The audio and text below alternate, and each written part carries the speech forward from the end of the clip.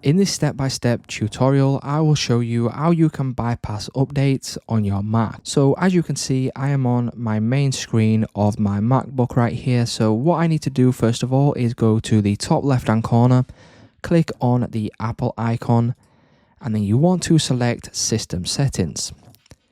Once we click on System Settings, you will then need to go down to Software Update. And then from here, as you can see, it will now say that there is an update available and I can restart now in order to update my MacBook. Now, if I want to bypass this and you want to stay on your current update, what we can do is we can go to the top, click on the information icon right here next to automatic updates. And then from here, what you now need to do is you need to disable all of these options. As you can see, it might ask you for your password, but once you enter in your password, you will then be able to disable all of these options right here.